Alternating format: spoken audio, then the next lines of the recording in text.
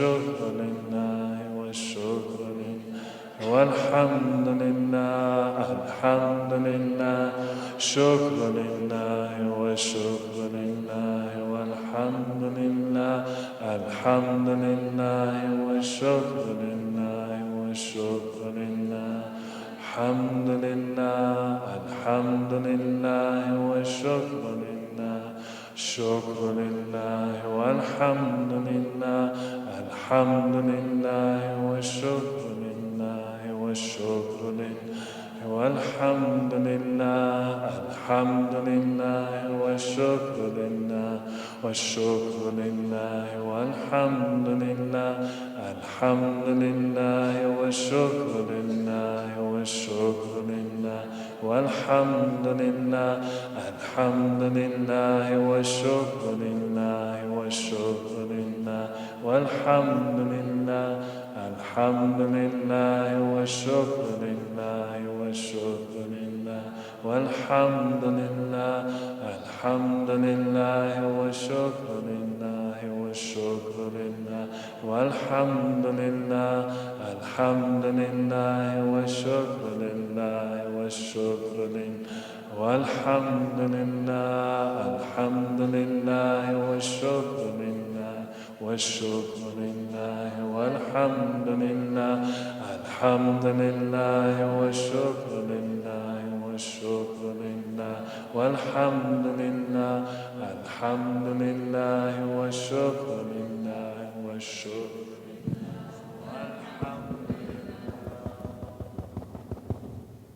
Salam. Shaykh Fadhlalla will join us shortly. I don't think he's going to do a formal talk. He'd like it to be a bit more casual.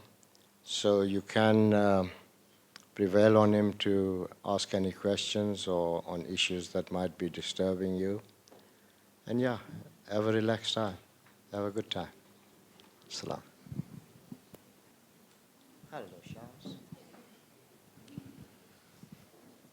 سبحان الله والحمد لله ولا إله إلا الله والله أكبر سبحان الله والحمد لله ولا إله إلا الله والله أكبر سبحان الله والحمد لله ولا إله إلا الله والله أكبر سبحان الله والحمد لله ولا إله إلا الله والله أكبر سبحان الله والحمد لله ولا إله إلا الله والله أكبر سبحان الله والحمد لله ولا إله إلا الله والله أكبر سبحان الله والحمد لله ولا إله إلا الله والله أكبر سبحان الله والحمد لله ولا إله إلا الله والله أكبر سبحان الله والحمد لله ولا إله إلا الله والله أكبر سبحان الله والحمد لله ولا إله إلا الله والله أكبر سبحان الله والحمد لله ولا إله إلا الله والله أكبر سبحان الله والحمد لله ولا إله إلا الله والله أكبر سبحان الله والحمد لله ولا إله إلا الله والله أكبر سبحان الله والحمد لله ولا إله إلا الله والله أكبر سبحان الله والحمد لله ولا إله إلا الله والله أكبر سبحان الله والحمد لله ولا إله إلا الله والله أكبر سبحان الله والحمد لله ولا إله إلا الله والله أكبر سبحان الله والحمد لله ولا إله إلا الله والله أكبر سبحان الله والحمد لله ولا إله إلا الله والله أكبر.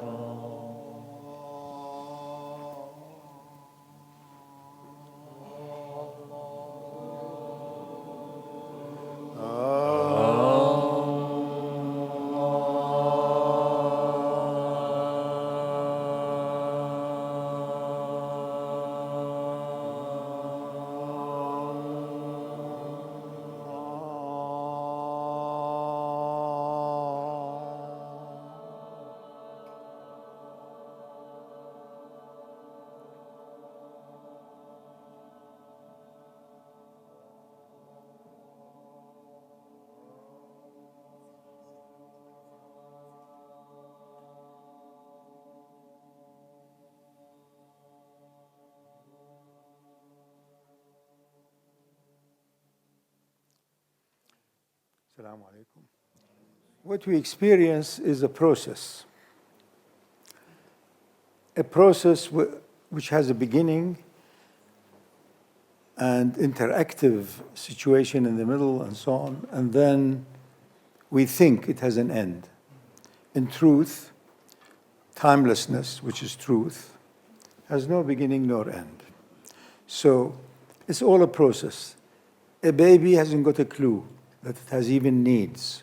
Soon it develops that need with the mother's love and the connection between them. And so the baby begins to develop a taste for milk and this. And then slowly, emotions, the mother's face. So that love fuses something within the growing baby. So they become more and more developed, so to speak, in their feelings and emotions, and moves on and on and on. It's a process of higher, deeper, wider in terms of consciousness. The entire thing are journeys, developments, evolvements within consciousness. Until with maturity, you want wonderment. The mechanical thing, just eating, sleeping, is not good enough. You want to have that proof, personal experience, how the unseen and the seen are often together. That is the thrill. We are living at a time in the world that most people who can afford it, have the time, the energy, the finance, whatever, they are seeking special experiences, unusual experiences. So you are almost at the edge of your patience, tolerance, whether it is with your physical movements or your fasting or whatever. We all are seeking to know what is the boundary and how do we go beyond the boundary. So that is why, subhanallah, this is the beginning of a semi-awakened consciousness. It is not what I thought. Subhanallah. And then you praise the source, which has enabled you to be in that wonderment. Walhamdulillah. Grace, acknowledgement, praise belongs to Allah. Subhanallah. And then immediately you realize you are still a human being and you can praise, Walhamdulillah. And then you say, that's because there is only one. Otherwise there is confusion. Wala ilaha illallah, except the one. And then you've now taken your ibadah to its edge.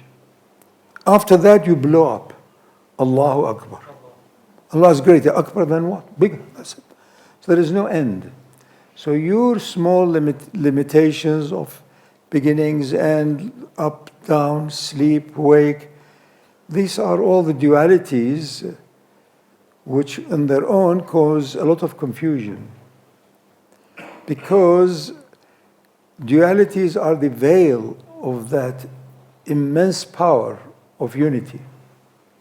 So if you like, the light of the cosmic oneness hides behind all of these also sympathetic veils. It is sympathetic. It's like also the parents, the 6-year-old child, you don't go and tell them, he lost his job, I lost my love for him, we are cutting each other's throat. There's no point. He's a 6-year-old, wait. Until 16, then you can inflict that upon them. So they realize, what on earth have they done? And then if the child, like 15, 17, 18, intelligent enough, they look up you in your face. It's so miserable. Why were you instrumental in me coming into this world? So if the mother or father really genuine, so they should immediately go into weeping. You see, wail. So why have you done it? Why? Why am I here? Just in order to worry about mortgage or about something. Why? What is the purpose? So of course, if they are religious, they start pontificating because it is God's mercy. They're quarreling day and night. Each one is a war machine. But it's God's mercy, God's love. God loves everything. What are they talking about? Nobody knows. But they carry on this fantasy of illusion. God is the all-merciful. So lift a brick of thing and hit it on their head. They say, God is merciful and I'm alive because of God. Don't do that, Muslim. It's not going to, it's not going to make you popular. But lie upon lie upon lie upon lie upon lie, because of dishonesty. And dishonesty begins by the illusion that you're separate from your mother, distance, and ends up by having your own personality. My daughter has her own personality by now. She uses 6 different types of lipsticks, on each part of her lips, because it will coming soon with the nails and so on. It will go, and then it's why? Because I am different. I am unique, I am very special. So it really is beyond laughter. It is so stupid that you wonder, what on earth have we done on this earth? 50 years ago, it was shameful in Europe for a politician to say, I am this and I am that. Now, if they don't do that now, they have no chance in being on the election run even. So 50 years ago, it was a shame to be, advertising for yourself and so on. Now, you allowed others to do it. That's how it began. So you allowed others to say, yes, His Excellency, his whatever it is. So he tries to appear to be modest, whilst the others are all fanning the thing, you see. And of course, it's contagious. Anything in life is contagious. So if 20, 30 people start looking, then everybody else will go looking. Go one day outside somewhere in a public thing, just look up. And really, you immediately realize you are a leader because everybody else is misled. They are clueless and they will all... So eventually one of them may have the courage of coming to you and say, what is it you're looking at? And of course, you're being the fool you are, you're honest. So you say, I don't know what I was looking at. Really, and that is how it goes. It's a wonderful time we're living in. Everything reveals itself more and more and more. It's clearer and clearer. Who are you kidding?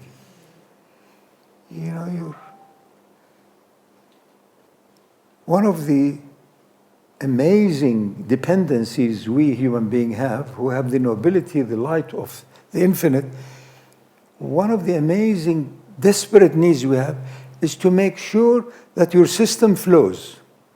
Just be constipated for 5 days, and then you know what I'm talking about. And also, why amongst the reasons that the older people are not popular, young people don't like them, they're boring. All the time comparing notes about their illness. That's the main thing. And of course, they are proud if the medicine is also very expensive. And of course, the pharmaceutical industry know exactly what to do, you see.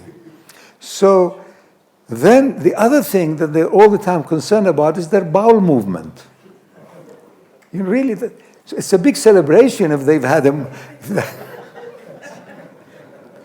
Poor young people, I sympathize with you because I am one of you. Really, they're boring these as they get older and wiser. And of course, the parents, they want to please their idiot also, parents and others. So they pull the child, come and sit with grandpa. Come and sit with grandpa. They're dithering. These people are gaga, they have gone, they're comatose. But no, they expect the little child to sit there and enjoy grandpa. And grandma is used to some of those 90-year-old sweets. In her days, they were boiled sweets or whatever. You know, it breaks all the teeth. Anyway, they had no teeth by the time they were 20s. So she produces this bundle of sweets in her hand. Come Ruqayya, come Fatima. Oh, she has smothered herself with half a ton of chocolate. You're giving her this boiled sweet? Yeah. So, what is the meaning of all of this? Maybe that you should die before you get old. I think that's one. So, the world is spared from you, and you're spared. This may be one thing. But we all love life. So how are you going to reconcile your passion for life and the fact that it's going to be liberated from you? Really, your soul will be liberated from you. Good for the soul, really. Especially if it is nicely baked. I mean, saltfish, but really. We really have to laugh at this so-called, this human being. Very intelligent, very clever, especially when they become pious and religious. And they become very important. You see, now you have to be very polite. Nothing exists except the ultimate, perfect, cosmic truth. From that, zillions of lights are emitted, come out. Show. That's it. You and I and everyone else here are given this amazing, mysterious gift of being able to witness by its virtue. Witness, witness, witness. And then you truly can say, Subhanallah, walhamdulillah, wa la ilaha illallah. Allahu Akbar. That's the ultimate liberation. It's not anymore bounded. Nothing will be enough. Which in truth, nothing is enough except your basic immediate needs. A bit of food, a bit of shelter, a bit of rest. Other than that, anything that you love is not enough. Because it is boundless. Its nature is boundless. Allahu Akbar. No limit. Then you accept your limitations. You know, thank you very much. I have had enough. So you are tranquil. You are for a short while at peace. You are for a short while content. And then you tap that which is at the beginning of transcendence of your mind. The mind is wonderful to relate to the world and to what is in the world, other people. Are they of the right stage? Can you talk to them at this level or not? It is appropriateness. It is context. It is appropriate time and space. That is the mind. But that's boring. That's also survival. So every now and then you just take it off. If you have any, because most people don't have any. But if you have some, you can take it off and put it down a bit.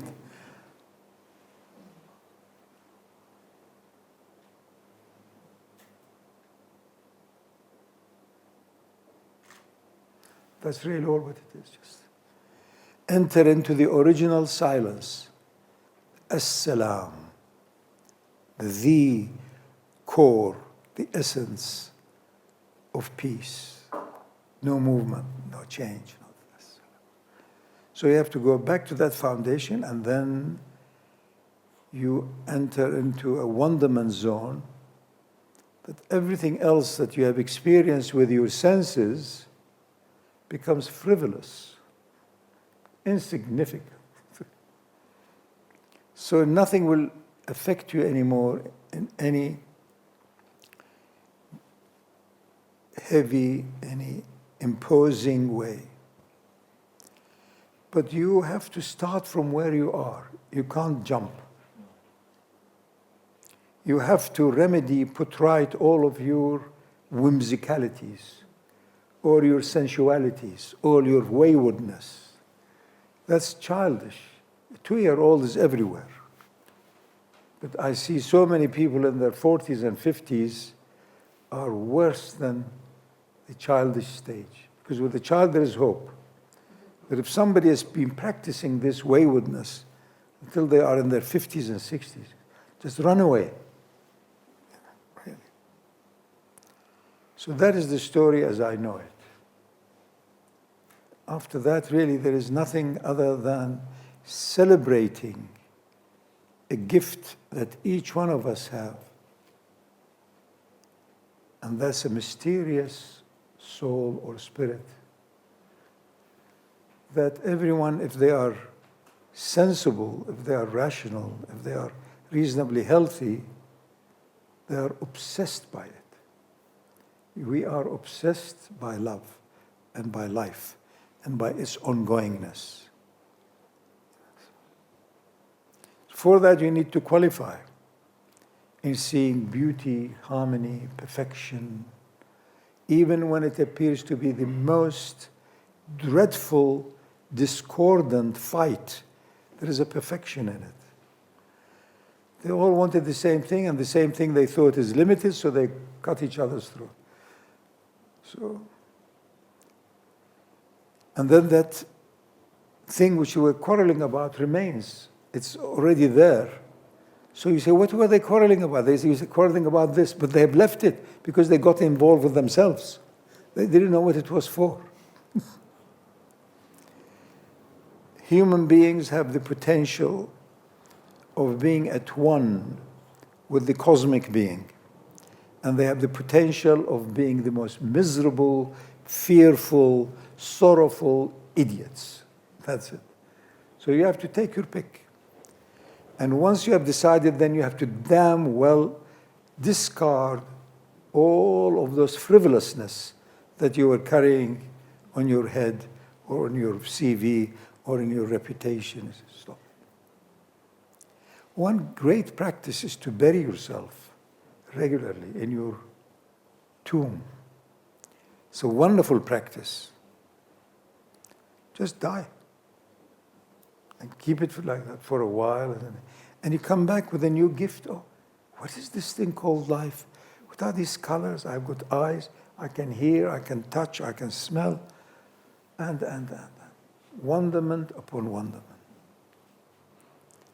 So, in joy. In inner joy. Enjoy that gift. And if it overflows, let it overflow. Share it. If it doesn't matter. Don't try to impress others how good you think you are. You are rotting.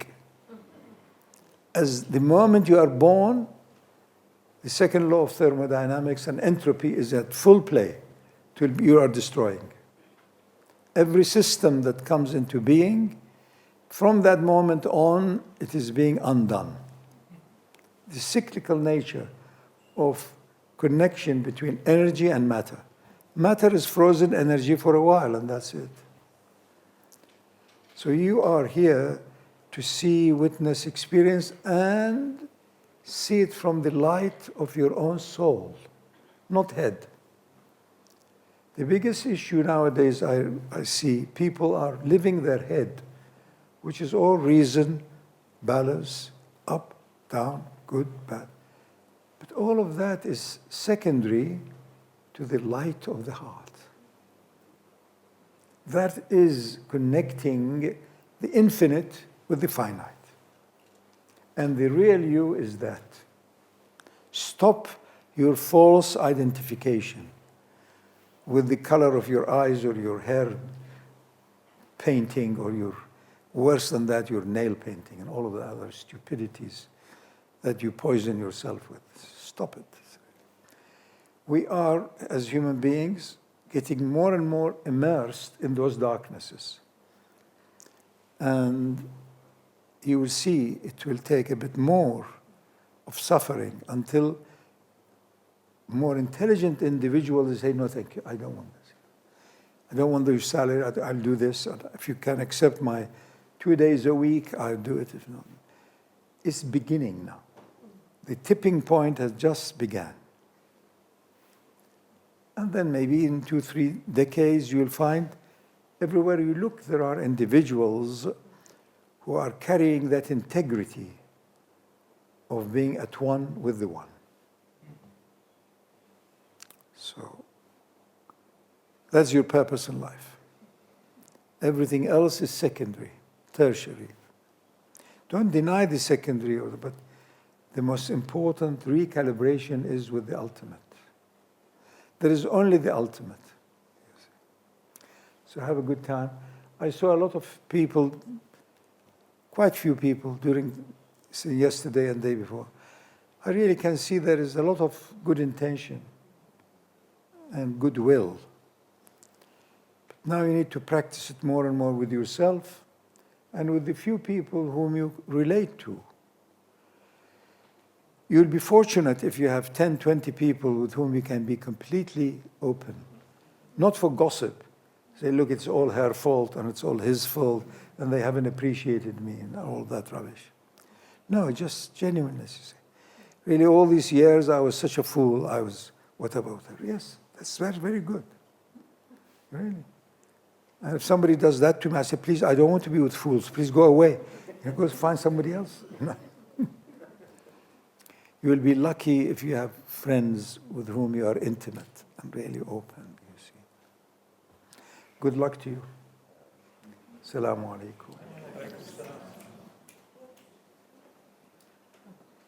It's for her. Now I have nothing in my pocket. Thank God. I'm finished. Oh, so nice. You see, it is an exchange. Shaykh Fadhlalla, you requested that the visitors from abroad be Look, set they in look the intelligent. There is no question. Really, they all seem to be content. I wasn't asking questions. You had requested the visitors from abroad to sit in the front row. Visitors from abroad sit in the front. Was there a Visitors reason? from nearby go away. Doesn't matter. We are all right. It's being put on chairs and things, you know. No, she's right. I thought maybe a few of the people who have taken the trouble of troubling us coming, so let them come closer. And the others, but it didn't work, doesn't it? We all became from abroad. We all come from abroad, man.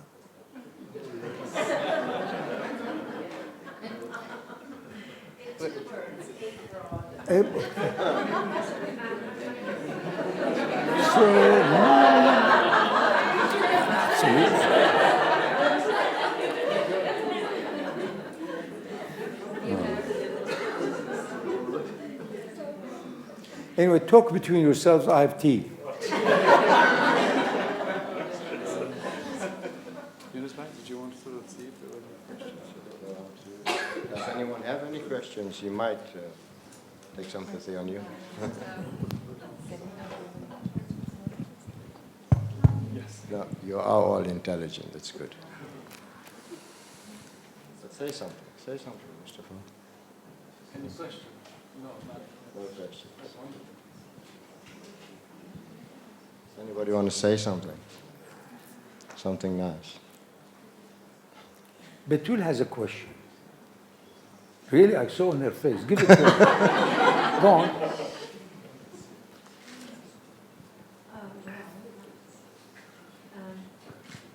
I like that. Yes, Shaykh Fadhlalla. First of all, Who is he?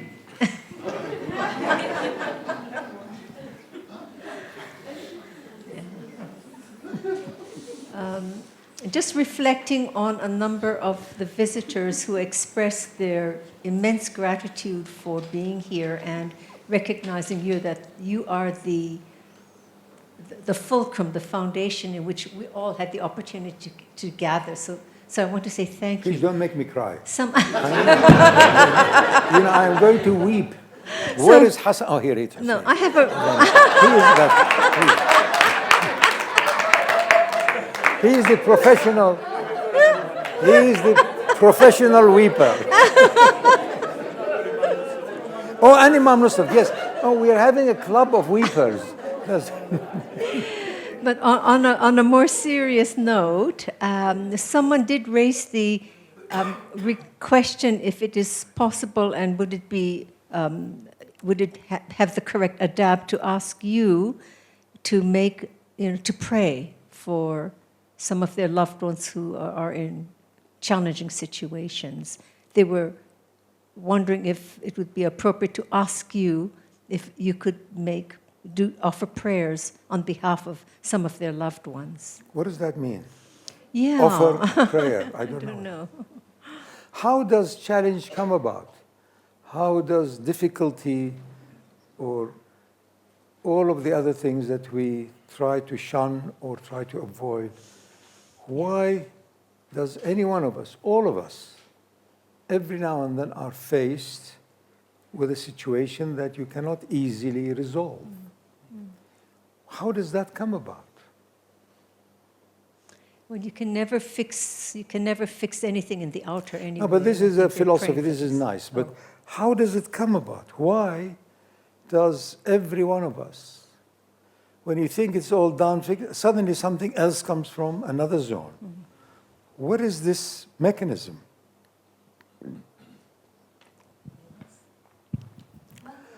Quran. Anybody can know Quran? Makr al-aura. But how can you explain it in a Quranic term? There are at least 20 different ways that is explained in the Quran. The most compact one is Surah Al-Ankabut. Can you read it? حَسِبَ النَّاسُ. That's it. Do you think anybody will be even left to say, I am a mu'min, I trust, I have faith, and that you will not be in order to know, because Iman is at zillions of different levels. I trust if I cry, somebody will notice me. Or the baby says, if I shout or that, the mother will come. This is part of faith, some Iman. On and on and on and on and on, until you cannot describe it anymore. You and the purpose of Iman, which is to connect and be at one, are the same. So it starts by having this illusion or idea that I will eventually have complete confidence in that the moment is perfect. And the maker of the moment is the most ultimate cosmic perfection source. So, to be afflicted, that means you are within the radar of the Creator. So what's wrong with that? What's wrong with that, to be afflicted? But you internalize, you say, what's happened to me? Oh, I'll be ruined. That's why you like to see others worse off. Whenever there's an accident, everybody stops. This is not me. So we have a bit of a secret, subconscious type of a congratulation. It's not, look at them now. Oh, how bad. 9 people died. 11 people. That means I was not one of them. Statistically, you have also some law of understanding that, oh, then it may not happen to me. And as you are saying it, the car comes and smashes you from the back. So I celebrate when I see people are afflicted. That means they are under notice. That means they are not excluded to allow to hang themselves more rope. No. I celebrate whoever is afflicted. That's my salah. That's my making dua. Otherwise, you have got thousands of mullahs in these hundreds of thousands of mosques. They're all there to sell you a ta'weez. Please go there. Yeah. And they will immediately look more important because they are condescending. So they have written something. Good luck. And if you believe in it, it may help a little bit. But only for maybe a few hours for it, maybe. An African witch doctor. Yeah. So I am in ecstatic celebration when I see people don't know where to turn. I tried everybody. I went to my uncle. I went to the, and I went 9 times to Umrah. And then what? Nothing. You just get older. And more also stuck with your habits. Not until cheerfully you are ready to die. Now. Don't do it now here. But any minute, yes, it's going to be very inconvenient. You know, you paid few pennies for lunch and thing, now you're paying. So not until this existence on this realm or departure into the finite, complete zone, not until it's the same for you. Most people say, I'd like to die so as I show them how important I was. Huh? Shireen, isn't that right? In my life, they didn't thank me so much. But when I die, they will know. Whenever, and so on and so on. We are very clever. You know, because only I knew how special I was, but the others didn't. So, not until you transcended your life into life itself. When that is done, then your personal responsibility and duty in this life has been nearly fulfilled. But be careful, you may lose it. Nothing remains fixed, so be careful. Don't ever sense, I am there, I have done it. Done what? Not yours. It is beyond the mind to understand its origin and its destiny, so be courteous. And be with people who appreciate that courtesy. I'm still trying to find them, but you know, it's not.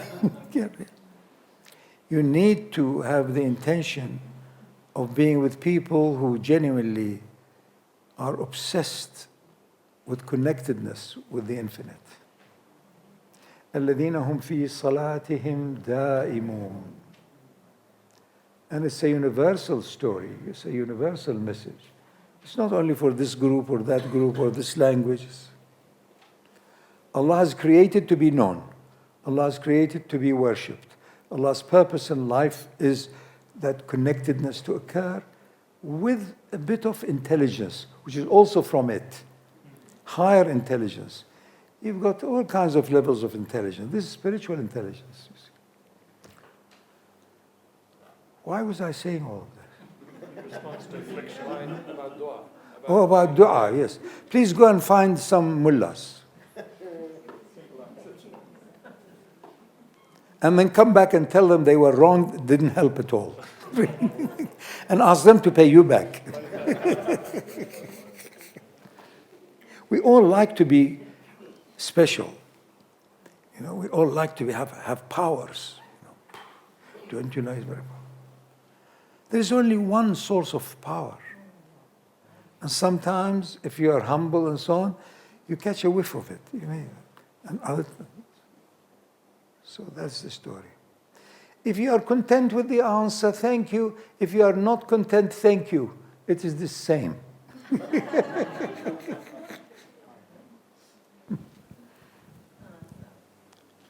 Any more? You have a very intelligent audience. Muhammad Bulbuli has a question. He looks like Jesus.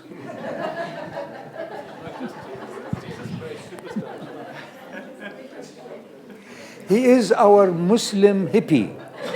You better be respectful. Salam, Shaykhna. Allah. I was going to ask you about, to talk about this term, Qamil al-Insan. Qamil al-Insan. Insan al-Qamil, sorry. But I think you answered that question. Yes? Qamil. Yes, yes. But I think you answered that question already. What I was going to My second question was going to be if you might talk to us about Surah Al-Hashr. And those are my two questions. You know, historically, I think maybe easily since the beginning of history, human beings have often wondered as to what is the purpose of it, why are we here, what's beyond, what comes after death, etc. So the idea of a journey, that we are here on a journey, or we are here in order to do something, became more and more consolidated by shamans, seers, prophets, and so on, thousands of years. And then the idea of Insan al-Kamil is a very beautiful one. The completed being. The being that has done what is the true ultimate purpose in being in this life. So, and there have been many, many treatises and books on that. Perhaps one of the more popular ones is Gili's book called Al-Insan al-Kamil also, in which he describes beautifully the different 11 levels of love. Very beautiful, small book. Kamil means completed. Complete what? Knowing your root, knowing your origin, knowing your return, knowing your destiny. So the Quran, which has in it a complete effulgence of everything known and unknown, but we only take from it what is relevant to us. So if that which is known and unknown descends on anything that is known, so to speak, like mountain, or it doesn't exist. You know, it is a metaphor for something. It's an indication of something. And that something is not a thing. It is the light of lights. Anything that is discernible with our senses, the 5 senses and the 5 inner senses, is an indicator of a higher, if you like, sketch, energy type of a pattern. And that also is an indicator of something subtler, until it's pure energy. So to complete, if you like, your purpose in life, or your duty, or your honesty, all of these words and their values are relative. You know, you say somebody is loyal to me. A time will come they're not loyal.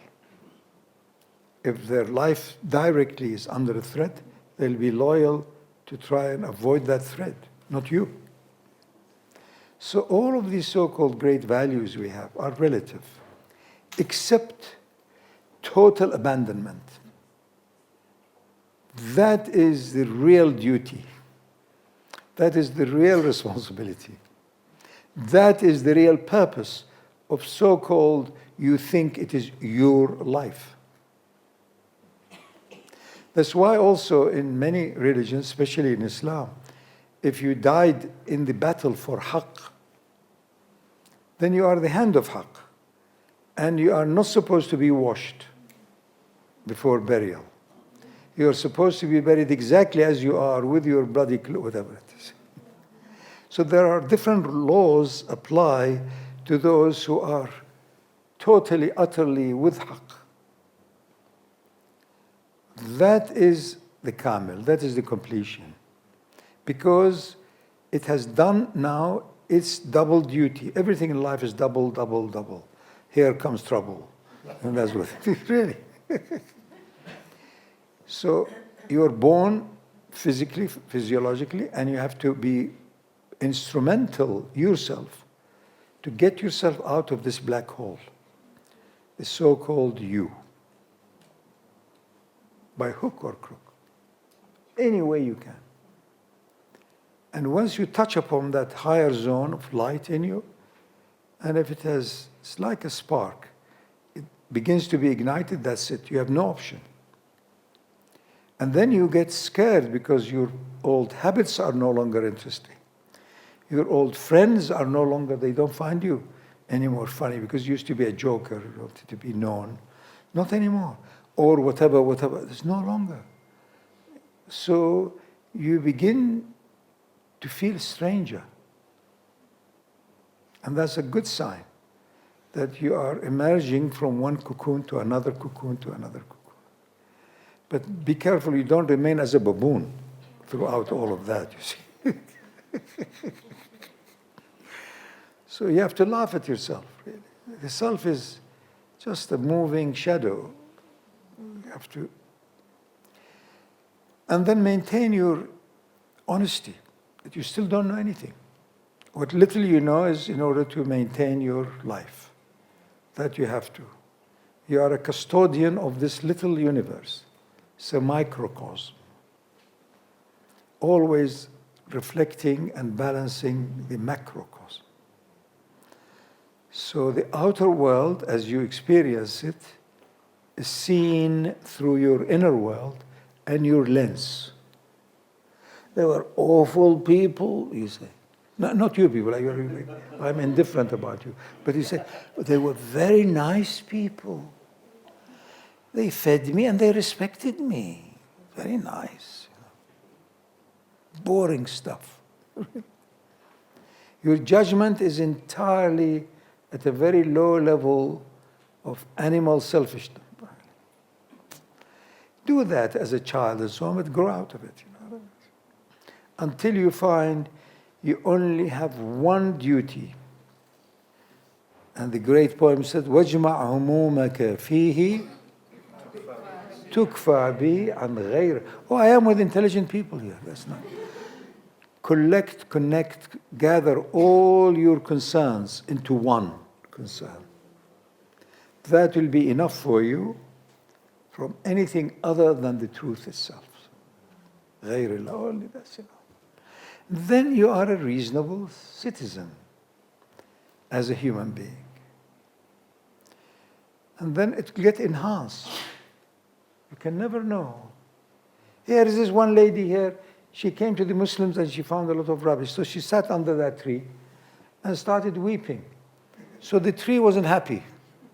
So the tree said, never mind, some idiots will come here and will help you. So you never know, but be honest, be real. You will be amazed.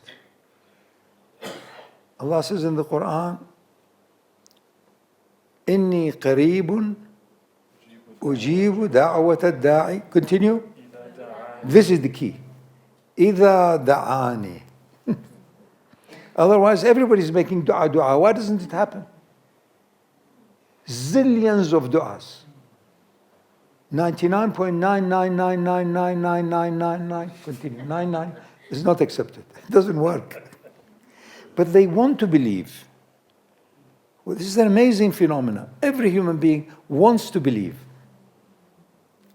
Because the idea that you are your spirit, to begin with, is an idea. Then it becomes a bit of a belief or a hope.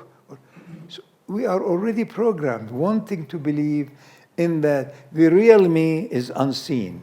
The real me is not local. The real me is beyond universal. The real me does not end with any death. The real me is divine. The real me is connected with the whole cosmos.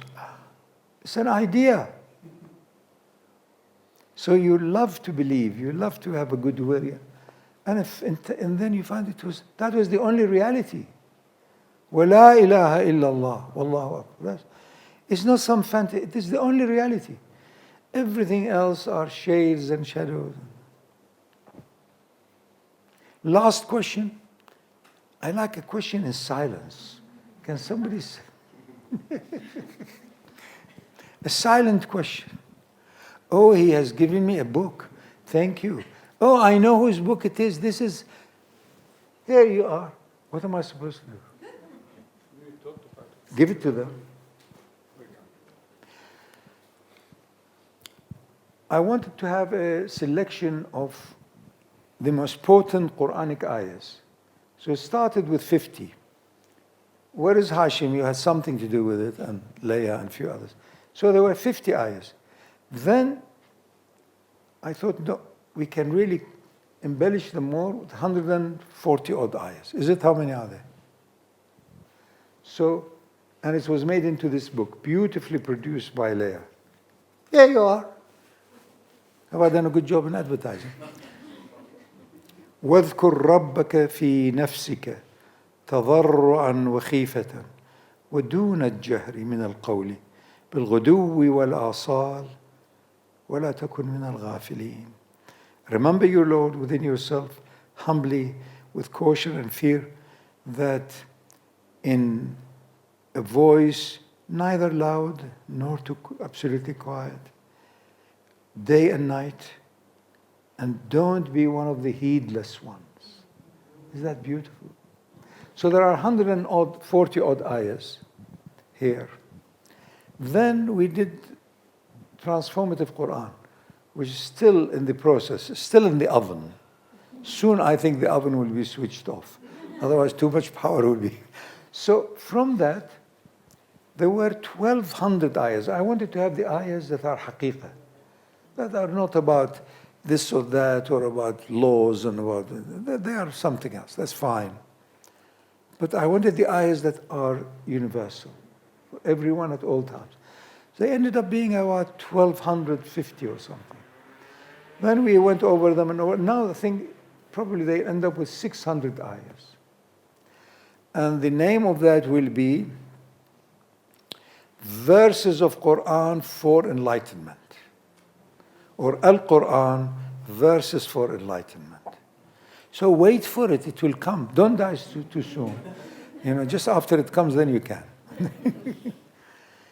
I am confident that the light of the Quran and the perfections of that amazing package will be more and more universal.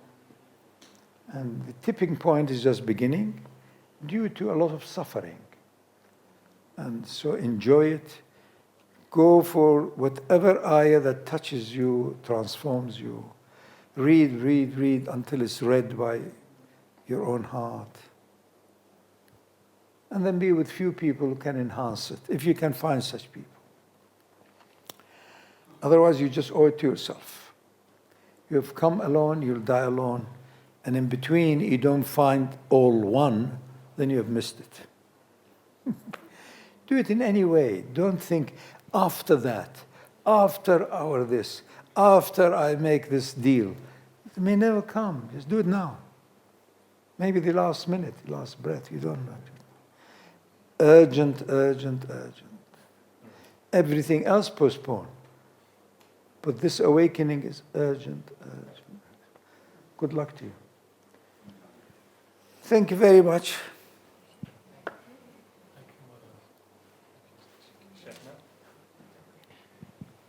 Given the interesting state of the world, what do you have any... Let him say it so other can hear. Given the entering space, this is quite philosophical now. He likes to be a teacher, so it's all right. We forgive him. Do you have any advice for us socially when we go back to the different countries in terms of activities, in terms of how do we minimize the impact of the time we find ourselves in? A quick answer is to be in absolute hijab.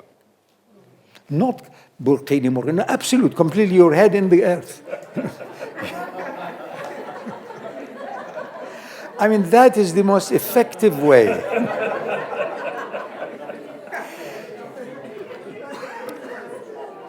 And if you don't find any material to do that hijabi thing like this, awareness, awareness, awareness, and knowing your particular tendencies of weakness, because that is where you get caught. It's the most incredible thing in nature. Wherever is your subtle weakness that you didn't want to face, that's what will catch you. Many people that I know I've come across in my life, they are do-gooders. They really mean well. But why don't people listen? Why don't people understand? Why don't people become more just? What's that to do with you? This is how it is. Now, for you people who have some idea of faith, trust, or religion, something, I think there is some word, Sufi, everybody tries to. If you have that idea, then you have the idea that there is a cosmic power from which everything emanates. So trust in God's perfection. Trust in Allah's perfection. So all of these distractions are at a time that human beings, art and science, of having millions of distractions are so heavy, so high, that that's why we deserve it. So you have to be in true inner hijab and muraqabah and so as you have damage limitation. Not easy. If you have the tendency of suddenly showing off, whatever, if there are women or men or want to whatever, watch out for that. Most people also have a need to be noticed. Because the parents didn't do it, others didn't do it, so you want to stand. It's all right until you're about 35. Because I know I'm at that age. When you are up to that age, then it's all right. But anything more than that, shame. Why do you want to be noticed? Yeah. Because it's 50-50. 1 minute you succeed, 1 minute you don't. 1 minute you jump right, 1 minute you break your ankle. So the law of balance, half the time you succeed, so watch out. Don't try to be a show-off. Don't try. It's not worth it. Witness and you will have the greatest fun. So caution, caution, caution. Fear from suffering. And if you haven't, then you suffer more until you become just until you become like myself. I don't want to look at people. They're so ugly. So I close my eyes. Occasionally, once every week, whatever, when I go to something or a supermarket, I look, and then I look at their feet and their ugly nails, all of these funny colors. I don't know where to look now. You look up, you see their miserable faces. You look down, you see their miserable colored. So the answer is not to go. That's the best. Difficult. You are living at such a difficult time outwardly that it can be balanced with the ease inwardly. Limit. Imam Ali's teaching is great on that. He says, imagine yourself dead in that moment, in whatever it is, in the party you are doing. Imagine you died, you're frozen at that moment. Are you happy? Are you content that you're frozen? You know, suddenly imagine you are a Pompeii character. Suddenly, like this, you're frozen. You're frozen like this. That's what it is, really. I've become now an actor, haven't I? Because I've been acted upon by light and by shadows. So the outcome can... No, you have to be cautious. You have to limit your exposure.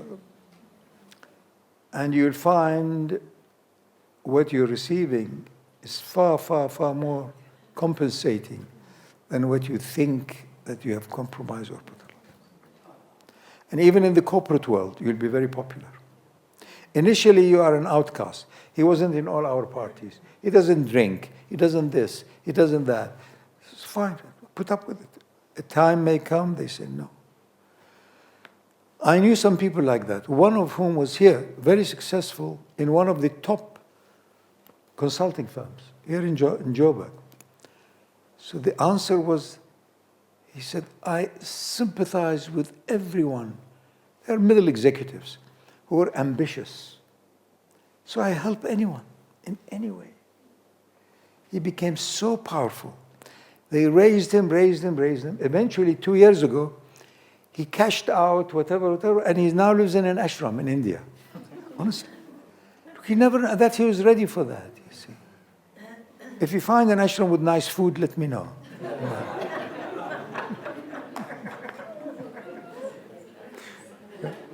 They usually make it deliberately, so as, you just, until you have gone beyond belief and trust with everything, you put up with that. Just people like this, Rasooli, Masooli here, whatever, they give you good food here. Yeah, maybe next time you give them really the most dreadful food and see. Then we end up maybe with 2 people. It won't be me either. I would have gone. I would have gone somewhere else with it. Really? It reminds me of somebody had a very disheveled person. Everyone was awful. He came to him, he said, I want $100. So he said, what? I mean, he said, $100. So he said, look, I'll give you $200. Come with me home. So he asked him on the way, he said, what are we going to do with the $100? Are you on drugs? He said, never. He said, you gamble? Do you go to the casino? He said, never, never. Do you womanize? He said, never. I'm a bachelor. I know that's a frightening thing to be with somebody else and you have control and they control. Never, never. So he went on the list of the vices. The fellow said, never, never, never. He said, it's $500. Come home. I want to show my wife. He who doesn't do this, doesn't do that, what does he look like?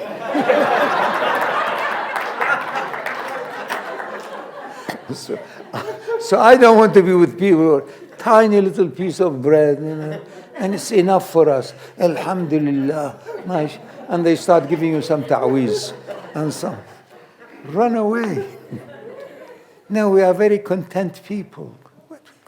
How can you be content? As human beings, nothing is ever enough until you discover the art of leaving your so-called humanity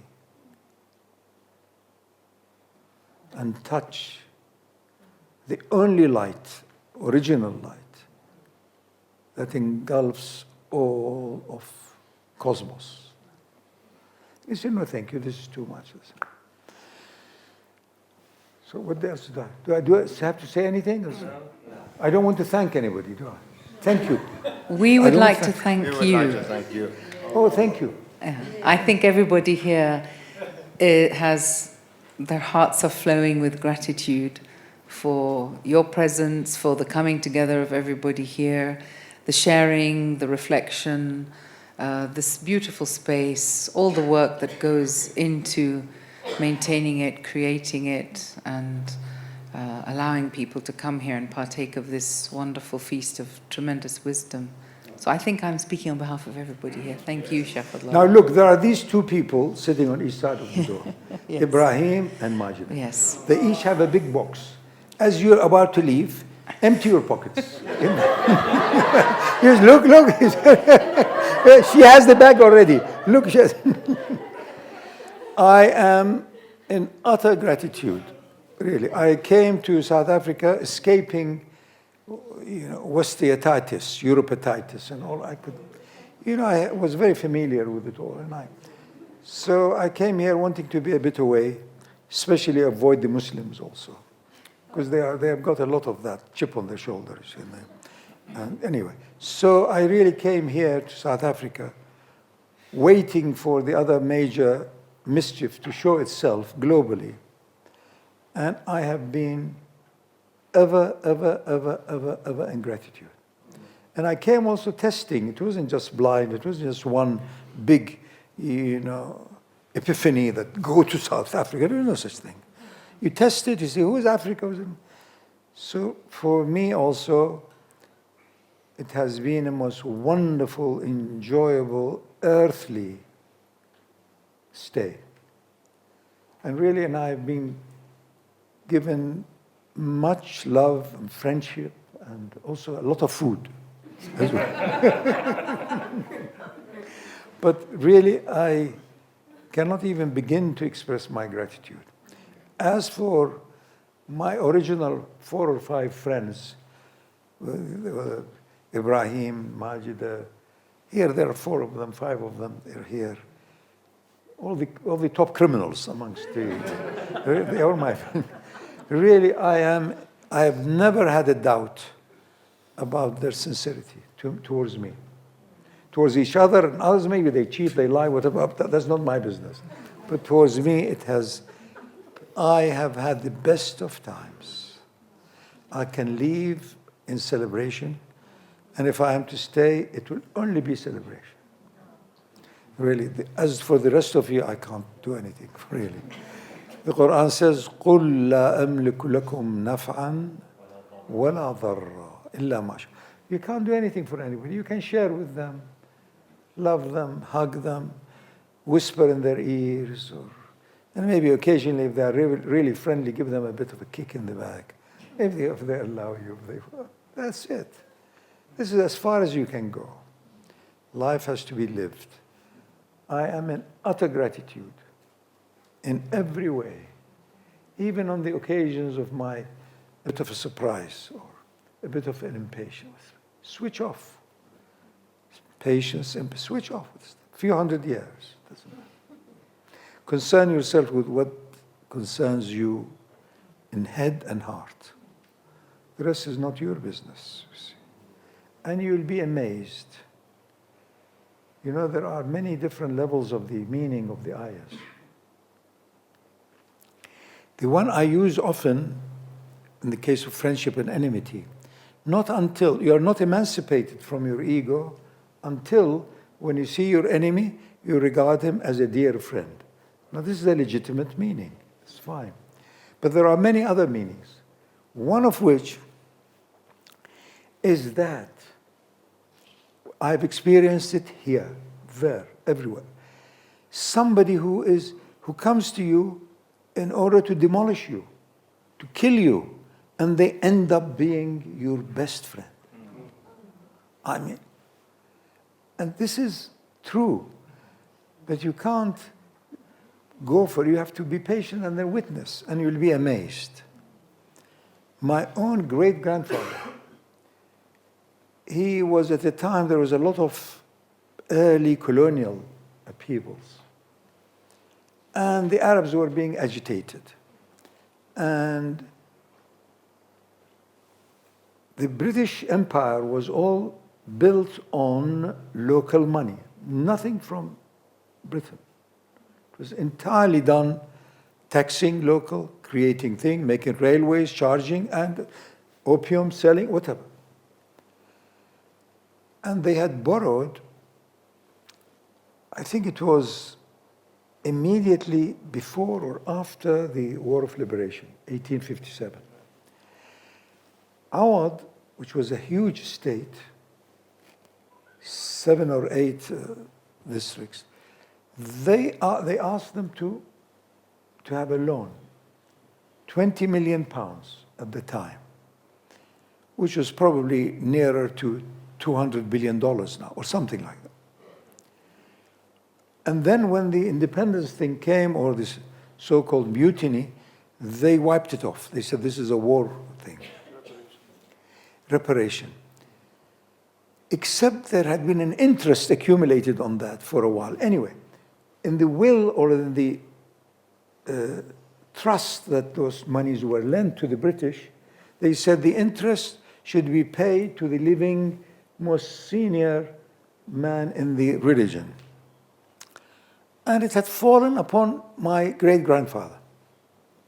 So every month or two, there would come few people from the British embassy with few police with an envelope of money.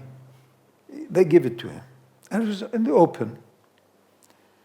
And apparently, with the agitation going on, anti-British, somebody says this alim receiving money from the British, which on the face of it is true. But it was money coming from Lucknow, it was not. So apparently one night he was after his Maghrib coming to his house right next to the shrine. Somebody pounces on him and puts a dagger in him. Really. Now, many members of my family don't talk about this story. I tell you. So he fell into that thing at the entrance of the shrine.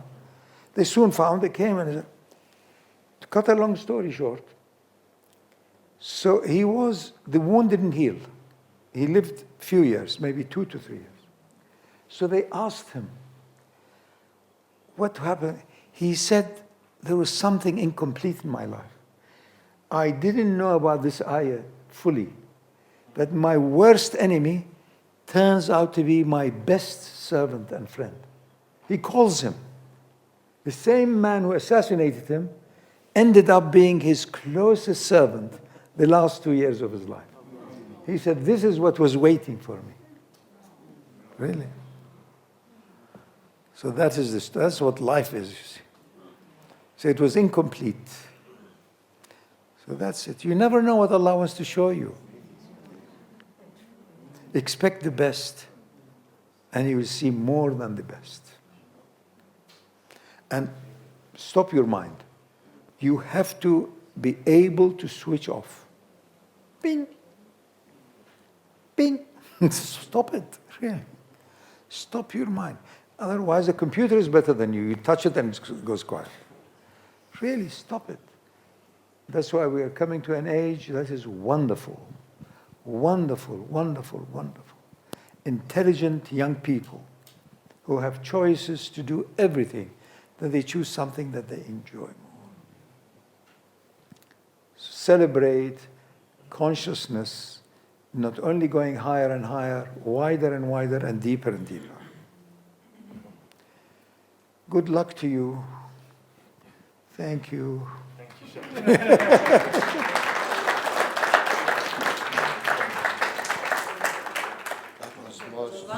Shaykh Fadhlallah, I know that you finished, but can I ask you just one very short question? You can ask me anything. Thank you very much.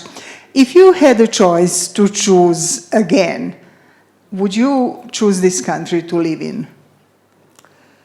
If it is the same time in the world and the same time in my life, I will never leave a minute South Africa.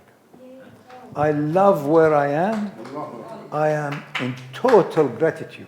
Thank you. Thank you. It has poverty outwardly, it has poverty inwardly, it has well-meaning people. There is very little evilness here. There is a lot of stupidity, ignorance, darkness. And it's Africa. The people smile. I will not go anywhere other than being here. Thank you very much, Shaykh Fadhlallah. I think that we are indeed enriched by having opportunity to meet you, to listen, to follow you, and may Allah bless you and look after you and protect you and make your life long so that we can learn from you. We are really deeply enriched by having you as somebody who is full of knowledge, and we feel like a small drop in comparison with the huge sea. And maybe it's the reason why we are keeping quiet. We are just trying not to be fully dried out and hoping that we might be that small drop, which might be part of that huge sea of knowledge which you are. Thank you very much, Shaykh.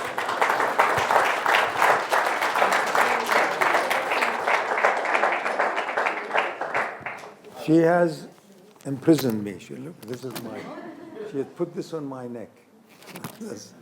So I am caught by that sincerity. I have nothing other than love, respect, and true, deep, deep, deep friendship for you. Thank you. And all of you. Really. Love everyone, and you realize that it is love that is the ultimate force of unifying connectedness. And do it every now and then unconditionally. Just do it for its own sake. No expectation. Sometimes have expectation, that's fine. But other times don't have expectation, just do it. And that is the way to so-called liberation. Liberate yourself from yourself by courtesy of your soul.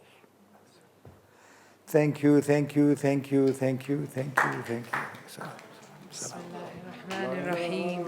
Illallah, la ilaha illallah, la ilaha illallah, la ilaha illallah, la ilaha illallah, la ilaha illallah, la ilaha illallah, Muhammad Rasulullah.